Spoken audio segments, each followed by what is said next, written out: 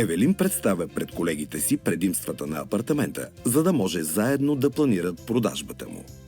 Идва време да започнем да движим лека по лека към продажбата на самия имот.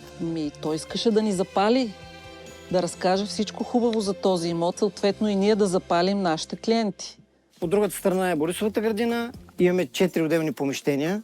Имаме гардеробна в спалнята, което е голям плюс. Важни са подробностите, защото когато брокера говори с купувач, той трябва да е подготвен за много въпроси. Голямо антре, в което има гардероб. Има и скрит гардероб. Както танцорите трябва да научат стъпките на всички танци, които играят, така и ние трябва да знаем в детайли всеки един имот. Вградения гардероб в спалнята. Не може купувача да ти зададе един въпрос и ти да не знаеш и да си бъркаш в носа и да не знаеш какво да му отговориш. Трябва абсолютно всичко да знаем за един имот.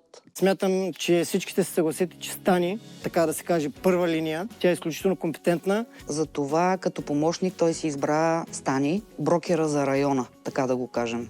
Тя има най-много сделки там, Да. така че тя е най-подходяща да му бъде дясната ръка. Вярвам и знам, че ще го приемеш при сърце, защото си такава. Благодаря. Не винаги в работата си брокерите продаваме имоти, които харесваме. Но аз мисля, че тук ще продаваме всички имот, който, макар и да не е завършен, да не знаем какво ще стане, вече сме го харесали, вече сме го приели като част от нашото портфолио със сигурност. Брокерите в Инклузив се отнасят изключително професионално към всяка задача, но това не пречи да вкарат и нотка на забавление в нея. Дайте да определим профила на хората, които биха купили апартамента и да заложим какви биха били те. Това е най-забавно. Айде да видим кой ще спечели. Хайде. Профил на купувача винаги е фактор Хикс. Но никога не знаем кой всъщност ще дойде да го купи. Това е леко мистериозно. Това са предимно млади хора, над 30, с 2 деца, които имат сантимент към района. Не ми пасва на профила, че младите семейства, според мен 90% търсят ново строителство. Това малко ми се разминава с профила. Аз давам залог. Моя профил е двойка, която е на моите години. Какви са твоите години? Удар под кръста. 35 плюс. Шегувам се, 50 плюс. Залаганията са интересни, защото помагат на брокерите в изучаването на профила на купувача. Това ще е семейство, което е израснало в района. Родителите им живеят също в района и искат да живеят близо до тях.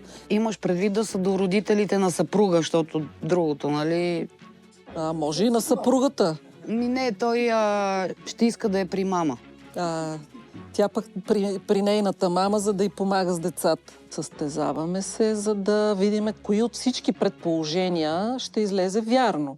Аз между другото не изключвам факта да се купи апартамента от млад човек, като средствата ще дойдат от родителите му. Запазете залозите да видим кой ще е победителя накрая.